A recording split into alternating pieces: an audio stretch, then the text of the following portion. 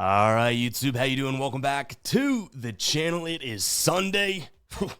Reporting live from Hangover Central, but we do have ourselves a full MLB slate to dive into in today's video like we always do. I'm going to dive into each and every one of these games. I'll give you my prediction on the side. I'll give you my prediction on the total. We'll talk about any other plays like player props that we like within the game as well. But as always, guys, keep an eye down on the pinned comment of this video. That'll take you to all of my final plays, so I'm actually rolling with myself.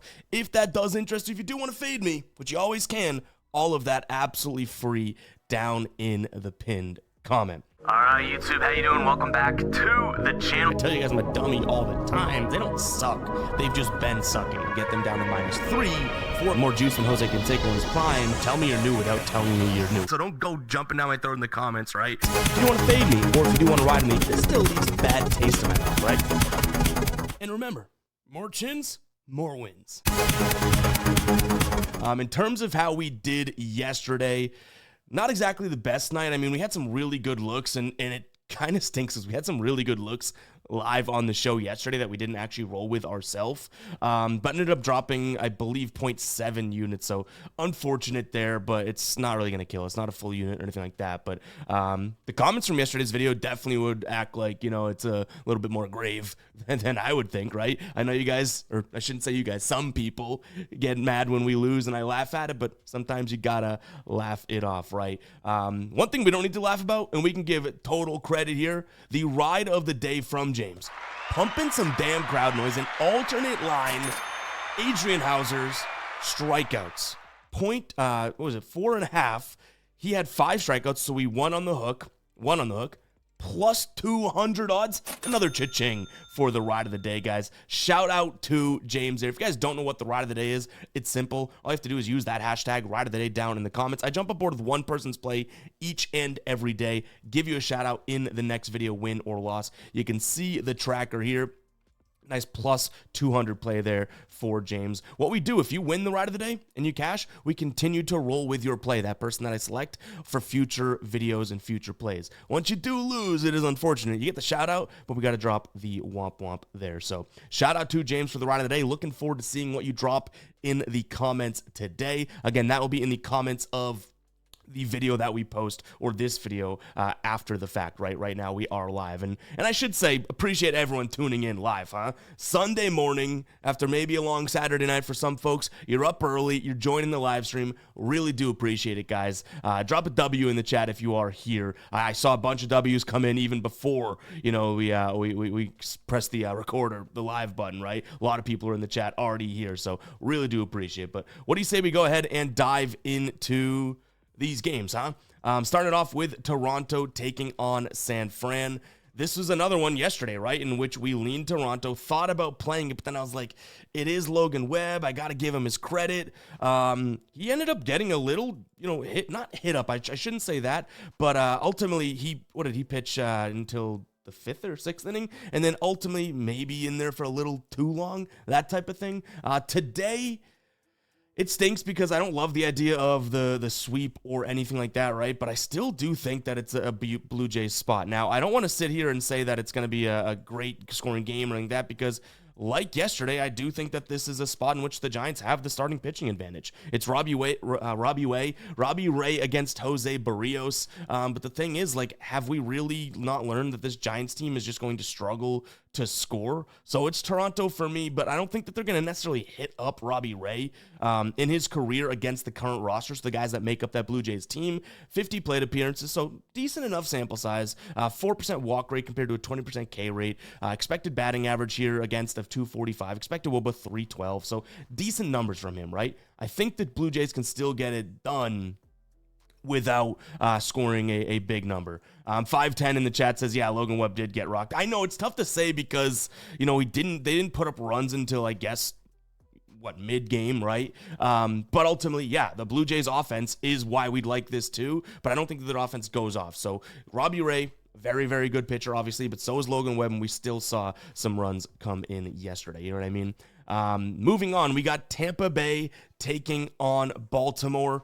This is an interesting one because Ryan Pepe Le Pew is on the mound, right? Pepio has been very, very good at times. He's also had some spots in which, especially like the eye test, when you're like, is he a little shaky right now? But I do think that we can even, be confident in maybe like a Pepio, 5 to 6 innings of 2 earned run baseball, which I think will be good enough here.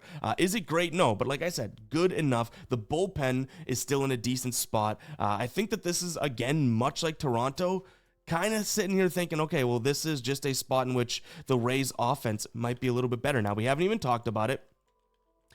We do have, Trevor Rogers on the other side of things, and he's been pretty good, right? Like kind of, I don't want to say surprisingly, but to me, I guess in a sense, surprisingly. I think that he can pitch all right today, but for the price tag and for the way that, just like we talked about Toronto, there is, in my opinion, a better offense on the board here, and it is the Rays. So I'll lean towards the Rays and their team total over. I also am taking a peek at Trevor Rogers, his over in walks. So this season on the road, he's got nearly a 10% walk rate, obviously small-ish sample size, but he's not getting the chases either. I think his chase rate is below 30%. So guys aren't swinging at things out of the zone. He's going to go fastball, sinker, slider. If that slider isn't working for him today, he's not going to be able to locate it. And secondarily, the sinker and the fastball, I think this Rays team will be able to kind of pick up in terms of that. Against lefties at home over the last 30 days, again, smallish sample size, number 1 team in the league. The Rays are in terms of, walking and drawing walks out of pitchers. So I do think Trevor Rogers over 1.5 walks could be a lean that we look at today. Haven't actually rolled with it or jumped into it myself, but again, I think that could be a spot. The problem is this Rays team, will swing, like on the road, especially, at home, especially, and against left-handed pitchers, they will swing. So Rogers' strikeout ability, may trump the idea of him walking today. But again, I think that the situation looks good, I guess we could say, for Rogers. Do I love it? No, but I'd say it is good. All right, next game here. One of our winners from yesterday, and I'm happy to report, the Yanks. I guess we can take them off the DMB graveyard, right? We'll drop a cha-ching, pumping some crowd noise for the Yankees. That pains me as a Red Sox fan, but this offense did look like it was back, right? Almost a no-sweat play there. We almost rolled with Bellinger's over hits, runs, and RBIs. I'm hoping some of you guys in the chat took that because, that was another kind of strong lean of ours yesterday, but I figured why not just roll with the Yankees, all right? If Bellinger goes off, great. He did, and you guys know I don't take a lot of player prop overs from the batter perspective, but he did go ahead and crush that one. So a lot of good looks there in yesterday's game. In terms of what we have today, I could see it going somewhat similar. I mean, this Yankees offense would be what I'm backing. I'm still going to lean towards the Yankees in the over. I will say Marcus Stroman's on the mound, and man, oh man, we're already gambling, right? Do we really need to roll the dice within the gamble? That's a little worrisome. So Yankees would be where I go just because of the offense. Stroman isn't a guy that I realistically want to back, though. It's kind of sad because, we have some guys in the league like Alcantara and stuff like that where it's like, dude, Stroman used to be a beast and a grinder. Now he stinks. You know what I mean? He's going to throw the sinker, which is a pitch that Atlanta hits well as well. So that's kind of why I'm also taking a peek at the over here, because I think this Yankees lineup is in no pattern to just stop scoring, especially after a big day like yesterday. And Grant Holmes overall, while I do maintain he's the better pitcher in this spot, he just is coming off a rough start against St. Louis. The start before that was pretty good, but it was against Baltimore. But I still think that he's either 1, trending in the wrong direction, or 2, due for some regression here, right? I guess those are kind of somewhat correlated. Shout out to Morris, who just subscribed there, popped up on the screen. So yeah, I do think this could be a Yankee spot as well as an over, but the thing that we might even do, let's add this to the spot of the list here. We'll add team total over there as well. I'll put that up on the screen because if we don't like Stroman, we like the Yankees offense. That seems like it's kind of like the hybrid approach, wouldn't we say? So Yankees team total over. We're jumping into the Padres and the Washington game here. So on the mound for the Pods is going to be Nick Pivetta going up against Mackenzie Gore. This one, I do have a few things. I don't believe we've gotten there in terms of locking them in as any final plays or anything like that just yet. But there's obviously a few things that we can get to here. Now, we had the Pods yesterday, right? We also had James Wood apostrophe S, so Woods, under hits, runs, and RBIs. I think he went 0 for 4, if I'm not mistaken, but that Padres play didn't come through. Kind of want to run back stuff that we saw yesterday. I like the Padres. I don't mind the first 5 under. You have Pivetta and Mackenzie Gore on the bump. I mean, this is a, two good pitchers, even though Pivetta has had his struggles on the road and stuff like that. I mean, the dude still, I think he's allowed, 1 earned run in his last 4 starts, so hopefully that's the case. Really do want him to keep the ball on the ground here. That would be pretty huge. That helps that first 5 under, and that's team total under. I don't necessarily see them hitting the curveball well, which is a great pitch from Pivetta. They're 30th in the league in the last 30 days in terms of runs above average. But the reason I don't actually probably lock in the under is because I do think the Padres could put up a decent number today. So overall, I would say Padres.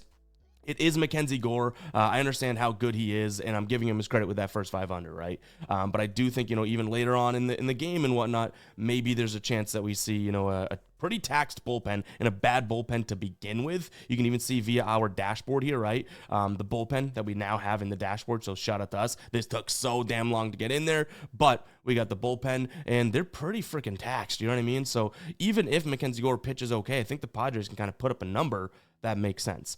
And we also like James Woods under hits, runs, and RBIs yet again. So reason being for that, I can kind of go through it here quickly. So obviously 5 straight games, 2 out of the All-Star break, he's yet to get even a hit, right? His batting average dips to 265 against right-handed pitchers.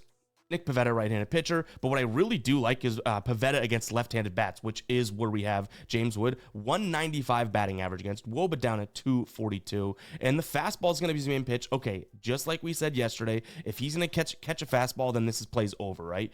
But then he's going to go curveball, slider, cutter. Those movement pitches, whether the vertical or horizontal movement, James Wood kind of struggles against. So kind of what we're trying to look at there, I guess.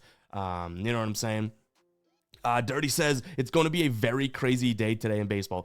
Don't you guys agree that Sundays always seem to be, for whatever reason, pretty damn crazy? Like, they really, really do. I don't know. It's Sundays, and it just is as a recipe for almost disaster, but also could be good because crazy things happen. Entertaining, we could say that, right?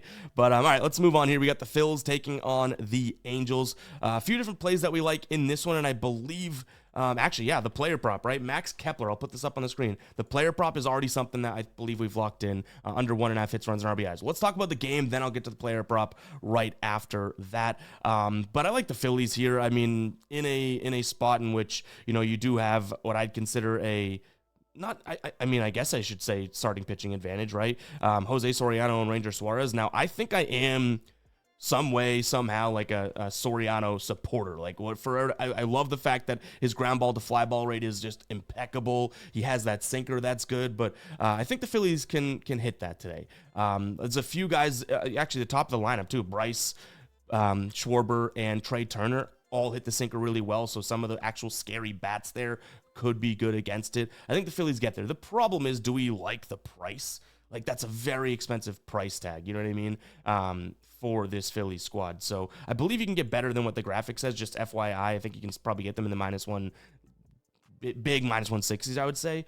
Maybe a Phillies team total over could be where I pivot to. Nice weather, wind blowing out. Phillies love nice weather. They love playing at home, all that good stuff, right? Now, the Kepler side of things here, and I want to drop Outlier's link down in the chat, guys, because we're going to jump into Outlier right now. You guys loved going through this tool yesterday, so why stop, right? So the tool that you're going to see on the screen in just a second, as I get my bearings here, is Outlier, my favorite player prop research tool. But let's go ahead and dive in. Max Kepler, right? We found this play via Outlier, and what I like is obviously he's trending in that direction. Okay, that's great. His last 10 home games, all right, let's see, what is that? 7 of his last 10, but realistically, 6 of his last 8, right? Here's what I'm liking. Just 207. I mean, it's no better than what he is on the season. 207 against righties. But here's what I like. The sinker, okay, he doesn't hit it that well. The curveball, he doesn't hit it that well. The fastball, okay, he hits it fine, right? But now we're talking 8.2%. The slider doesn't hit that well. The splitter doesn't hit it that well. So only the fastball, which you could see via Soriano's pitch mix at 8.2%, is what Kepler hits well. The sinker and curve, which he's pitching 50 and 27% of the time, we're going to see a nice little advantage there today is what I'd say, right? Even that fastball, you could see, yeah, the heat map kind of tracks for him to get a hit or something like that. But to me, that 1 in a million chance that he's going to hit, or I should say 8.2% chance that Soriano's going to throw the fastball. What are the chances that he's actually going to get a hit and RBI off it? Something like that, you know what I mean? So I do think Kepler under 1.5 hits, runs, and RBIs could be a decent spot. You could see the odds here. I believe we got it on ProfitX. Actually, it might have been Novig. ProfitX might be able to beat our line, so we might not have gotten the best value there, but that's kind of what we're looking at in this game. But again, Phillies team total over and Kepler probably where I go because the price is a little tough to swallow. You're minus 170 on a money line, but I do think the Phillies in a bounce back spot could be an okay look, right? Moving on, we got Pittsburgh taking on the White Sox here. This White Sox offense, who are you and what have you done with them, right? They come out of the All-Star break and they're like, hey, we're going to drop double-digit runs. You know what I mean? Like, we are the White Sox. And you're like, did you, what? Who? The who? 10-1 win in game 1 of the series, 10-4 win yesterday. We had the first 5 under in that one. Shout out to us. Today, I do think this could be a Pittsburgh spot, though. Andrew Heaney on the mound against Aaron Savale. Have not necessarily loved Savale this year. I used to be a big Aaron Savale guy. Not so much anymore. But Andrew Heaney at home, being a lefty, I think could be in a decent spot. I think both these guys can pitch well just because, again, I'm fading the offenses. So I'll lean Pirates in the under. But I don't envision this White Sox team going into Pittsburgh and sweeping. I can't believe the White Sox are potentially going to sweep someone again anyways, right? Like, that's supposed to be when a meteor crashes. It's like, that's not that common, pal. But here they are. They've already outscored this Pirates team 20-5. Hoping that Heaney, could be okay today. Now, the one thing, if you are on the White Sox, I get it because this White Sox team actually hasn't been like half bad against lefties. And you have the fact that this is a Pittsburgh team that, like, even if the White Sox only score 2 runs, which is 20% of what they've scored so far in this series, 10% in total, big math guy. It's like Pittsburgh could go out there and score 1, score 0. So I'm not big on the Pirates today. That's why I still like the under. I don't think the Pirates outscore the White Sox. I think it's a low-scoring game in which, we do see Heaney probably have the upper edge. Savale's going to throw that cutter. We know that, right? This is a Pittsburgh team that actually does hit the cutter pretty well. He throws it 36% of the time. They're number 4 in the league in terms of runs above average at hitting that. So we'll see what happens. It's not my favorite spot, but that is how I'd kind of play this game if I'm being honest here. All right, one of my bigger positions on the day. We already talked about it in the chat. A little spoiler there. I believe it was Jumpman that mentioned this one. I like the first 5 under in this one. I also have a player prop that I like in this one. So let's pop this bad boy up on the screen. We got the Marlins taking on Kansas City. I like the Royals, I do, but I would rather that first 5 under 4.5 right now. It's something that I think is probably it's going to be our biggest play of the day because it is a little bit juice. So it's not necessarily like the most, I guess I can't sit here being like, it's my most confident play. Like, I don't have those, right? I want to spray the board and hope more hit than they don't. But it's going to be our biggest monetary play. I think it's going to be like a 0.75 unit play when it's all said and done for the first 5 under. Jansen Junk on the mound going up against Chris Bubic. Now, this is a big back of Bubic, okay? But both of these guys are going to throw the fastball, which is great because neither team's hitting the fastball all that well. Miami, first off, can't hit lefties. Last 30 days against lefties, dead last in so many stats. OPS, WRC plus, average, right? And Bubic is a good lefty. But they're also bottom 10 against the fastball. The slider is also what they'll see from Bubic. They hit that okay, so fine, I'll give you that, but let's hope the fastball's on. In terms of Jansen Junk, who's actually been very, very good at home this year from a numbers perspective, is he a backable pitcher? Not always, but what I will say, he's been good at home. He's going to throw the fastball. Kansas City, bottom 5 in the league last 30 days in terms of runs above average against the fastball. Yes, the slider, this guy's going to throw some junk. The slider, you get that, his name? Boom. He's going to throw that slider. Okay, well, Kansas City's just middle of the pack against the slider. I think both pitchers can go out there and pitch fairly well in this spot. So, yeah, it's probably ultimately going to be a 0.75 play for me. But I also like Jack Caglione here under 1.5 hits, runs, and RBIs. That's a guy that we've just kind of tried and true and tested in terms of any sort of pitcher that's going to throw some movement. You know what I mean? He's going to see the slider. We already talked about Junk's junk. Pause. And Caglione, if he doesn't catch up with that slider, I don't see him hitting the fastball either. Seems like a decent spot there for decent odds. So, yeah, two spots that I believe I've already, I want to make sure I get the right odds when I post them to the site and whatnot. But these are already final plays. So yeah, the first 5 under is definitely juice, but I really do like it. I like it at 4.5 more than 5. I'd hate to see, at 4.5 versus 4. I hate to see like a 2-2 game when both guys did okay through the first 5. So yeah, first 5 under 4.5. Definitely something that we like there. Let's go ahead and talk about no vig, guys. If you have not tried out no vig yet, you're absolutely missing out, and I mean that.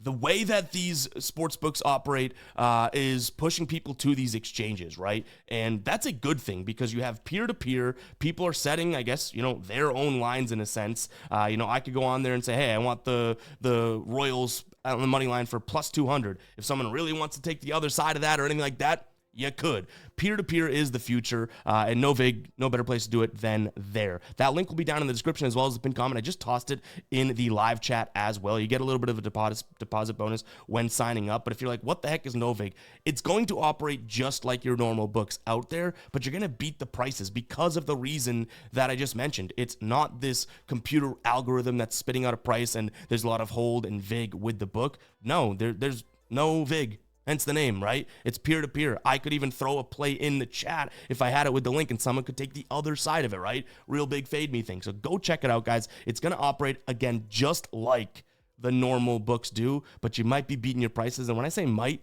like you're beating the prices by 5-10 cents, which matters so much in the MLB, but like 80 to 90% of the time. It is crazy. So I mean it when I say go check it out. Again, link in the description. It'll also be in the pinned comment, but I threw it in the live chat for everyone as of right now as well. That's anyone that's in here. So check out Novig, guys. Why wait another minute for something that you should have done yesterday? Boom.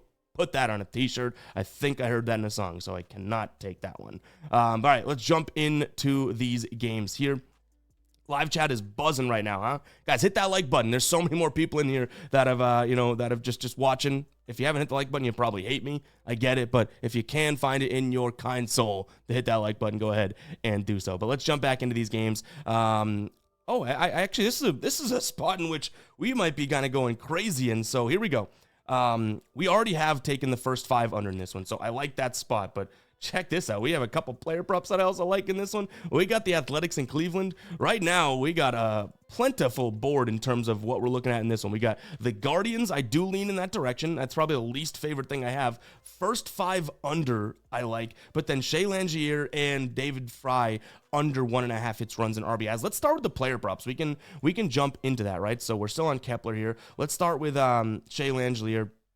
Under 1.5 hits, runs, and RBIs. Yeah, maybe I'm crazy for backing a guy that's the hottest hitter in baseball out of the All-Star break, right? But what I actually do like here is him going up against Gavin Williams. 0 for 3 in his career. That's not a big deal, right? But his batting average drops down to 204 against righties. WRC plus at 88. And look at these pitches, right? So 316 and a 19.2% in terms of WOBA and K rate. Fastball strikes out a lot more against the fastball, and his WOBA jumps from 316 down to 276. Well, Gavin Williams throwing the fastball 40% of the time. Okay, how about the slider? Look at that. The WOBA drops to 307. The curve, the WOBA drops to 193. The cutter, okay, that's fine. You're getting that only 15% of the time. The sinker, that's fine. Getting that 2% of the time. What about the changeup? Oh my God, his WOBA goes up a little bit. 0.1% of the time. I like this spot here because those first few pitches that he's going to see are going to be tough ones. But again, even Phil, look at this, home runs. He's hit 2 home runs in 2 straight games. Or 1 home run in 2 straight games, I guess is probably a better way of saying it. So yeah, we're fading a guy that has been absolutely fantastic coming out of the All-Star break. On the season, things do look very good, though. 62% of games, he's hit the under. In his away games, he's crushed. In his away against righties, gets a little bit better, but ultimately 61% against righties and 62% in the season. So is he a guy that gets hot? For sure. I get it. Next, we had David Fry, right, in this game as well. I like his under 1.5 hits, runs, and RBIs. Him, a little bit better in terms of the hit rate. Home this year, 87% of his games, so we like that. Obviously, this is kind of crazy because we're also taking a guy that hit a home run yesterday. But why I like his unders today, it was a little juicy, but same reason with Langelier. Kind of everything checks the boxes here. So he's batting just 143 against lefties. Jeffrey Springs is a lefty, right? Springs against right-handed bats, which is where we'll see Fry. 212 average. WOBA drops down to 296. The fastball, 187 WOBA. The slider he hits okay, but then the changeup, he's going to see 25% of the time hits okay. The biggest part here, I guess you could say the cutter too. I'll see it 5% of the time. The biggest thing would be the fastball though, right? 187 WOBA. Weighted on base average, big deal for hitters. And the fact that he's below 200, below 190, kind of like the spot there. So a lot of things that we like in this one. The first 5 under would be for a couple reasons. I think Gavin Williams can pitch well against this Cleveland team, and then obviously Springs pitching from the left side. That's a side that this Cleveland team has kind of struggled to get to and whatnot. Both guys in their small sample sizes, some really good numbers, sub 200 batting averages against the current lineup as well. So yeah, a lot that we like in this one. Is it kind of crazy that I'm sitting here being like, I love 3 plays in the Guards and Athletics game? It probably is crazy, but I do think that first 5 under and those 2 player props are definitely things that could be on the board today. The Guardians I just put up there because I do think that Williams' strong advantage there overall. But I don't know if I want to back the Guardians against the lefty, you know? Donnie says, play Nick Kurtz. Yeah, I don't hate that. I mean, I feel like him against a righty is a really good look, and he's going to see the fastball cutter. He hits both those pitches well, so fair enough. Don't hate that whatsoever. All right, let's go ahead and move on to the next one here. Mets and Cincinnati. So this is one where yesterday it looked good, right? We saw Holmes kind of go out there and look okay, and then it just kind of toppled down. I leaned Mets, their team total over, and Holmes under earned runs yesterday. We also had Nick Martinez, or we leaned towards Nick Martinez over and hits allowed. He barely cashed that, but I can't take credit for it. Yes, we talked about it and we did like it, but we didn't end up, pulling the trigger on it, right? And I'm not a big victory lapper of a guy that, or I'm not the type of guy that victory laps something that I didn't actually have the stones or the cojones to roll with myself. But where do we go in this one? Well, we do have 2 really good pitchers on the mound, right? And I like the idea. So by the way, it's Abbott today against David Peterson. I like the idea of both these guys going out there and pitching well, right? A little bit different than yesterday when we saw some sporadic baseball when guys on base didn't come through and that type of thing. But again, it's Abbott who's been very good against David Peterson. 2 things to note here. This Mets team has really struggled against lefties. That's great. And then, on the other side of things, Peterson has been really good at home, and he's really good against righties, which he'll see a lot of righties in the lineup today, including Ellie from the switch hitter side that's going to be a righty, okay? So to me, both pitchers could go out there and pitch well. The only reason I lean Reds is pretty simple. I like the odds that we're looking at, right? But do we really think the Reds are going to go into, City and sweep the Mets? Not necessarily. I guess it would be the opposite way, right? The Reds, I said that right. Reds sweep the Mets, correct? Yes. I thought that I said the Mets sweep the Reds. But do we really think the Reds are going to go and sweep the Mets? Not all that sure. But for the plus money, for the price, I'd lean Reds, but I would also look at that first 5 under, probably a little bit heavier. Pete Alonso under 1.5 hits, runs, and RBIs. It's just the lefty-righty splits I like, as well as what we already looked at, similar things with the pitch mix, right? I like Abbott's pitch mix against him, so I think that could be a decent look as well. We're going to get a lot of fastballs. Pete Alonso, not exactly all that great against a fastball, but I think in the last 30 days, he's batting like 130 against lefties, right? So hopefully we see a nice little spot there. In terms of what we're liking, because Pete Alonso definitely has the ability to swing of the bat end and under, right? Just one swing of the bat, one flick of the wrist, and boom. All right, here we go. We got the Cubs taking on the Red Sox. Garrett Crochet Day. We kind of just talked about it a little bit. I'm gonna toss this up on the screen, and I mean it when I say I do lean Red Sox, and I'm not biased. All right. Put this up on the screen here. Red Sox, not biased. I'll tell you guys when I am, like I did yesterday. We took the Red Sox in the over. Didn't come through, right? Where I give this Cubs team credit is that this Red Sox offense has been a little dicey, right? And we're in Wrigley. We have wind blowing in. That's kind of where I look at the under, right? Like, I'll give this Cubs team a little bit of grace here in the sense of Cade Horton on the mound. He's been good at home. He's going to throw, sliders. The Red Sox do hit sliders well, but they hit lefty sliders a lot better than righties, all that jazz, okay? So I give them a little bit of credit. But I think the Red Sox, can pull it out. I don't know if I agree with the price. You know what I mean? Like, to me, the Red Sox, I like them if they're a dog in this series. Garrett Crochet on the bump is going to affect that, which obviously he in a sense, should get that sort of weight behind him. But this Cubs offense, the Cubs are the better team. I said that in yesterday's show, right? So to me, it's just Garrett Crochet backing. That's why it's not biased. It's not Red Sox me being a fanboy, because the under kind of says that, right? I don't think Cade Horton's in a terrible situation. This bullpen, only a couple arms pitched yesterday, though, their bullpen. Some of the numbers look really good. I don't know if I feel great about the Cubs bullpen long term, but they've been good, so what can I say, right? Same thing with the Red Sox. The Red Sox numbers in terms of bullpens, I think these are 2 top 10 ERA bullpens this year in like top half of the league, maybe top 10 whip. I don't know if I love either bullpen, though, and I could say that for both teams. So maybe even a first 5 under could be something that I get behind here. But I do think that, backing Crochet is always going to be the move, especially if it's against someone like Cade Horton in a sense. All right, let's go ahead and move on. I think we do have a player prop in this next one, so that's exciting because the game doesn't excite me all that much. But we got Colorado taking on Minnesota. I do think with Joe Ryan on the bump, this could, and obviously we had in the game 1 of the series, was it? We had Minnesota money line. Joe Ryan on the bump should be okay, right? So sure, you can go ahead and back Minnesota, but not at minus 270 or whatever the hell they're at right now. The thing that I do like here is kind of backing Joe Ryan in the sense of either Colorado's team total under or Mike Toglia under 1.5 hits, runs, and RBIs. The issue is taking a player's under or a team total under in Coors can obviously be a little bit of an issue. But the Twins, losing, what is it? They lost game 1. That's one we took, but they lost yesterday. I forget what the score was. But, I mean, this I don't care if you're in Coors or not. This is still a very bad offense in Colorado, right? So the Twins should be okay to bounce back, I would say. But if you want to kind of find a better way of looking at it, maybe, like I said, it's a Colorado team total under. You're backing a really good pitcher in Joe Ryan. Secondarily, though, I think we can just take a peek at Michael Toglia, right? In fact, let's dive into Outlier. I'll toss the link down in the chat again for anyone that is new here.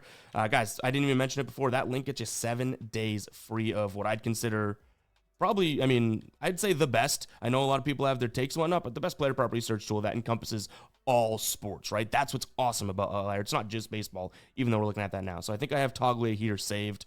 What's really cool, too, by the way, I didn't even mention this. Say you like Toglia, you like him on ProfitX, you can click this. You can either drag this to a new tab or scan it with your phone. You know what I mean? You probably scan it on your screen right now, so it's really easy to get plays in afterwards. I like his under 1.5 hits, runs, and RBIs. Home games this year, 63%. Home games against righties, 65%. All right, that's all great, but what do we actually like? 193 average against righties. The fastball WOBA drops down to 205. The slider, sure, he hits well. The splitter, though, which he's also going to see, right, 13% of the time, 0.05 in terms of a WOBA. So I think Toglia could be a nice spot here. Even that slider that he's going to see, he's not very good. He's batting, I guess, 0, but 200 against righty sliders coming in from outside to in, so the inside and low. Like, I think this could be a good spot for Toglia. It is a little juiced, but I think the juice might be worth the squeeze in that sense to some degree. You know what I mean?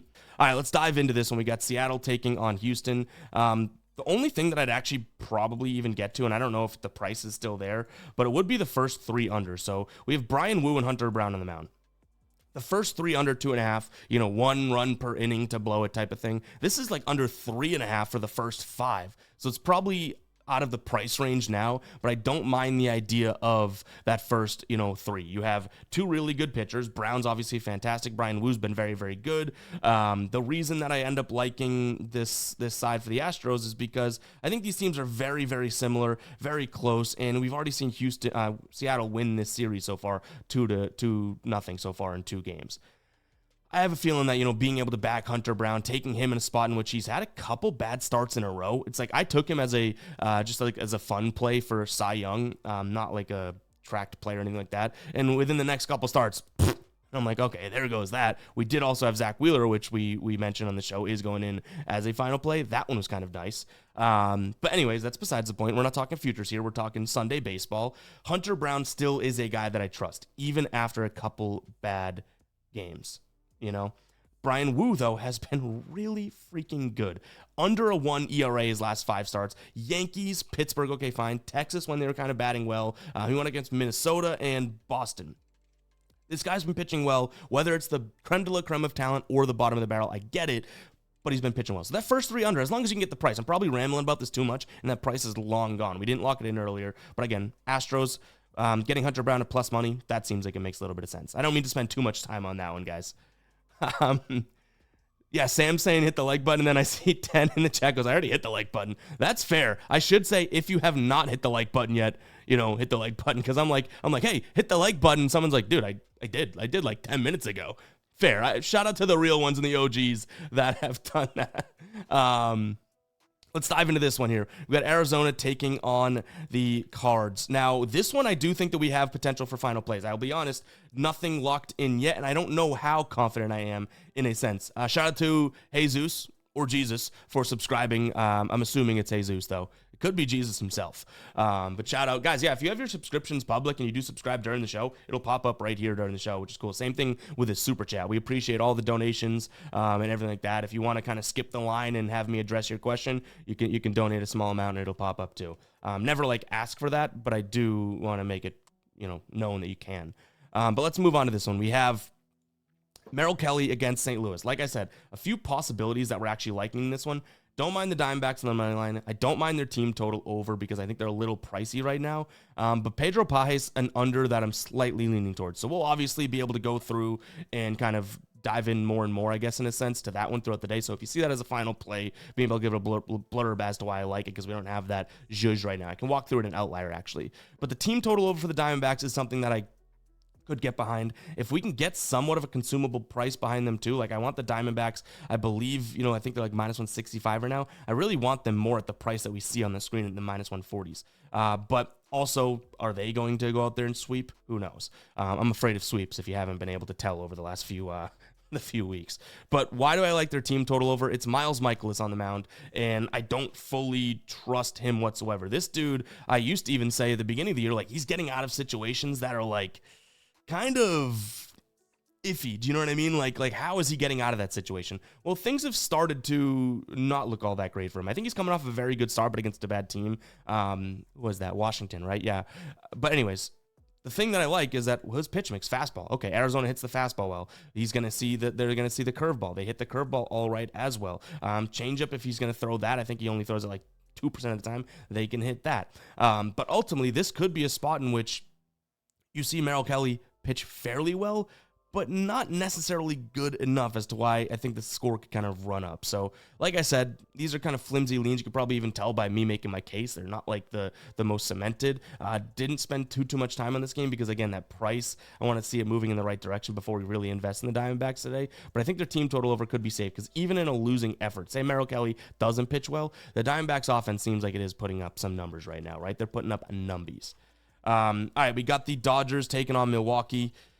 We have, we did hit the over, so you know what? We'll take a cha-ching for that. But this Dodger squad, I mean, even them putting up a big number yesterday, they end up losing the game. Was it 8-7, something like that, right? So I'm glad. That was one of our favorite plays yesterday, right? We even cut up a short and posted it. Today it's Clayton Kershaw against Jose Quintana. Those could be two different, it could be a little bit of a different story. Right now, I believe the total's at 9. I would probably look at an under here if I had to, but I'm paying the juice for that 9.5 because I could easily see a 5-4 game, okay? And I also lean Dodgers because is this really going to be a Milwaukee squad that swept the Dodgers, a couple weeks ago, then they walk right back in, or not back in, they were in Milwaukee the first time, but then they walk into the Dodgers stadium and say, hey, we're going to sweep you again? I can't see that happening. So if we can at all get a price that feels okay on the tongue, the palate, I think the Dodgers is a look here today. So I'm probably going to be taking the Dodgers potentially as a final play. I like that under as long as it could be 9.5 because, again, 5-4 spot I like. But this is just almost like I can't imagine the Brewers, even though the Brewers are filthy and playing really good baseball, I can't imagine them winning, 3 games in a row. They swept them before, right? Was it 3 games? I believe it was a 3-game series. And then they just walk into the stadium and just do it all over to them.